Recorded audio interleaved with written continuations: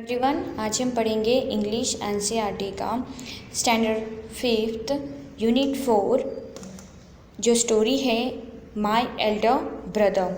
ठीक है, ये जो चैप्टर है एक बड़े भैया के बारे में बताया गया है जो अपने भाई की कैसी रिस्पॉन्सिबिलिटी संभालता है, वो चीज़ हम देखेंगे। ठीक है, जो वो दोनों भाई एक हॉस्टल में रहते हैं। नाउ ये है scene first. A hostel room, 2 brothers aged 9 and 14 years sitting at a study table. The elder brother Bhaiya is reading a book and the younger one Munna is drawing a pictures of a birds and animals. एक hostel room में दो भाई रहते हैं, एक की as होती है 9 साल और दूसरे की होती है 14 साल। ओके, और वो एक स्टडी टेबल होता है, उस स्टडी टेबल पे दोनों जन पढ़ाई कर रहे होते हैं। जो बड़ा भाई होता है जिसे भैया बुलाया गया है इस चैप्टर के अंदर, वो क्या करता है, बुक में पढ़ाई मीन्स रीडिंग करता है। और जो दूसरा छोटा सा भाई होता है वो क्या करता है, ड्राइंग बनाता है पिक्चर्स बर्ड्स एंड एनिमल्स के। नाउ भैया what are you doing Munna. अब वो कहता है कि मैं तो ड्राइंग कर रहा हूँ। जो मुन्ना होता है वो कहता है मैं ड्राइंग कर रहा होता हूँ। तो बोले कि तो तुमने सुबह से क्या किया। जो मुन्ना होता है फिर वो एकदम से घबरा के कहता है कि मैंने तो खेला। ठीक है, I was playing, I was seat with a book for hours together. और उसके बाद में थोड़े घंटे में फिर बाद में बैठा भी था बुक देखने के लिए। भैया that's because I want my foundation education to be very strong. If the base is strong then the building will stand firmly. Sometimes it take me 2 years to do 1 year's work. अब वो जो बच्चा होता है वो तो इससे छोटा होता है, ठीक है, लेकिन जो भैया होता है वो वही क्लास में पढ़ता है और ये बार बार फेल, मीन्स जो भैया होते हैं वो फेल हो जाते हैं और जो छोटा बच्चा होता है वो हमेशा पास हो जाता है। वो खेलता कूदता है तो भी वो पास हो जाता है, लेकिन जो भैया होते हैं वो हमेशा फेल हो जाते हैं। फिर मुन्ना 5 साल का होता है, फिर वो कहता है कि मैं तो अभी 3rd क्लास में हूँ। I wonder why you keep writing the same word 20 times. फिर वो भैया को पूछता है कि तुम इतने बड़े हो गए हो तो भी तुम इतने 20 टाइम्स क्यों वर्ड्स को लिखते हो। One sentence more than 20 times and copy poems more than 20 times, similar times in beautiful letters. और आप अच्छे अक्षर में निकाल के सिर्फ पोएम जो होती है उसको कॉपी करते रहते हो, 20 बार लिखते रहते हो। भैया कहते हैं you know study English is no child's play. जो इंग्लिश की जो स्टडी होती है वो कि छोटे बच्चे की खेलने की चीज़ नहीं होती है। One has to work very hard in order to learn the subject. उसे बहुत ही ऑर्डर में पढ़ना बहुत ही हार्ड होता है ये सब्जेक्ट को। टू स्पीक और राइट इंग्लिश प्रॉपरली, हमें बोलना और लिखना एकदम प्रॉपरली आना चाहिए इंग्लिश में। Tremendous efforts is required but the moment you get a chance you run to the field, play marbles and fly papers, kite or sit idling away with friends for fun. Can't you sit down and study? तुम्हें तो हमेशा खेलना ही होता है, पतंग उड़ाना होता है, फिर जो गोटी वगैरह खेलते हैं ना वही खेलना होता है, फिर अपने फ्रेंडों के साथ खाली बस मस्ती करना होता है। कभी तुम पढ़ने बैठे हो। मुन्ना ओ भैया there is a big mela in the village today, should we go. अब जो मुन्ना होता है वो अपने भैया से कहता है, सब बात को ऐसे लेट को कर देता है और कहता है अरे भैया सुनो, वहाँ जो गांव है ना उस गांव में मेला लग रहा है, क्या हम दोनों जा सकते हैं। भैया have you ever seen me going to a fair or going to watch a cricket or a hockey match. क्या तुमने मुझे कभी देखा है कि मैंने कभी क्रिकेट खेला हो या कभी हॉकी खेला हो या कुछ कहीं मैं आसपास कहीं गया हूँ। I prefer to study a book, मुझे मेरी पढ़ाई से ही मतलब होता है। I don't mind repeating a class for more than 2 years। मैं ये चीज़ रिपीट नहीं करना चाहूँगा कि मैं एक ही क्लास में 2 साल रहूँ करके। But you might stay in the same class all your life, लेकिन मुझे लगता है कि तुम सेम ही क्लास में पूरी ज़िंदगी बिताओगे। Do you expect to pass if you waste your time playing all the time, you are simply wasting father's hard earn money. अब तुम जैसे कि तुम पढ़ाई नहीं करते हो, पूरे टाइम खेलने में ही तुम्हारा वक्त चला जाता है। इससे पता चलता है कि तुम जो अपने जो पापा की जो मेहनत की जो कमाई है वो सिर्फ वेस्ट जा रही है। Munna start crying on a being a college shopping sounds वाह वाह वाह वाह हु आर हियर्ड। अब मुन्ना जो होता है वो जोर जोर से रोने लगता है। भैया जो चिल्लाते हैं उसके ऊपर तो वो रोने लगता है। मुन्ना भैया I feel like running away and going back home. और वो कहता है कि मैं यहाँ से भाग जाऊँगा और मैं अपने घर चला जा रहा हूँ। तो भैया कहते हैं now stop crying. Put on a nice smile. चलो ठीक है रोना बंद करो और छोटी सी प्यारी सी स्माइल दे दो। Look I will make a time table for you to follow get up a dawn. अब जो मैं तुम्हें एक टाइम टेबल बना के देता हूँ, एक शेड्यूल बना के देता हूँ, तुम उस तरह से उस चीज़ को फॉलो करना, ठीक है। नाउ द टाइम टेबल ऐसा होता है कि उसके अंदर कि खेलने का कोई मौका ही नहीं होता है, बस पढ़ाई पढ़ाई, ऐसा करना है वैसा करना है, ये सब्जेक्ट करना है वैसा सब्जेक्ट करना है, इसके अंदर ये सब बताया होता है, जैसे कि आपको यहाँ पर इस पिक्चर में टाइम टेबल बताया गया है। Okay now Munna, but when is it time to play. तो मुन्ना कहता है कि इसके अंदर तो कहीं खेलने का तो वक्त ही नहीं है भैया। Play what is the need Munna. अब कहते हैं कि खेल के क्या मिलेगा तुम्हें। Munna, O I love the green fields, the gentle breeze, I want to jump up like a football, I like the touch and go and hoo-hoo-to sounds of the kabaddi and the hurry and a flurry of a volleyball pulls me like a magnet. As soon as I am now on the field I forget everything. अब इसमें क्या बताया कि जो मुन्ना कहता है कि मुझे तो बाहर जाना बहुत अच्छा लगता है, गार्डन में घूमना बहुत अच्छा लगता है, फुटबॉल खेलना बहुत अच्छा लगता है, कबड्डी का जो गेम होता है उसमें आवाज़ कर करके जो कबड्डी खेलते हैं वो भी बहुत अच्छा लगता है, वॉलीबॉल खेलना अच्छा लगता है, मैग्नेट के साथ खेलना अच्छा लगता है, तो मैं ये सब कैसे भूल सकता हूँ। अब इसके अंदर सीन 2 आते हैं। The final exams are over and the results are out. अब जो फाइनल एग्ज़ाम होती है वो हो जाती है और जो रिज़ल्ट आता है वो बाहर निकल जाता है। भैया, alas I have fail once again. जो भैया होता है वो कहता है कि अरे बाप रे, मैं वापस से फेल हो गया। मुन्ना, ओ बट भैया I have pass and top my class. अब वो जो मुन्ना होता है वो कहता है मैं तो पास हो गया और मैं टॉपर भी हूँ क्लास का। Now there is only 2 years difference between us. अब वो क्या कहते हैं, अब सिर्फ हमारे बीच में सिर्फ 2 साल का अंतर है भैया। But my dear brother don't be so proud. अब जो भैया होता है बोले कि हाँ मेरे छोटे भैया, लेकिन इतना भी प्राउड मत बनो। You have passed only 1 class and you think that I am stupid and you are smart. अब वो कहते हैं कि तुम तो सिर्फ एक ही क्लास पास हुए, तो तुम्हें क्या मैं बेवकूफ़ और स्मार्ट दिखाई देता हूँ।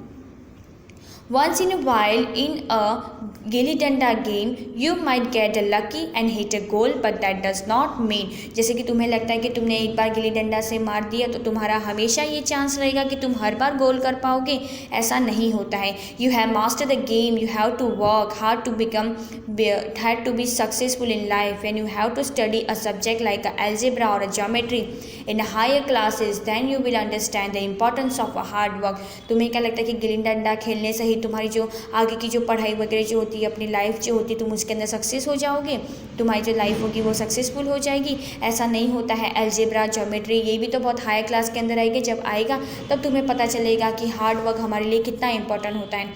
In geometry if one right ACB instead of ABC the answer is marked wrong. अगर तुमने ACB को ABC लिखा था, तुम्हारा जो आंसर है वो पूरी तरह से रॉन्ग हो जाएगा। The examiners will not spare you the way they want you to learn word by word from the text book. वो तुम्हें लर्न कराते रहेंगे टेक्स्ट बुक में से एक एक वर्ड। मुन्ना, ओ भाई साहब this is a scary, I don't think I want to go to the 9th class now.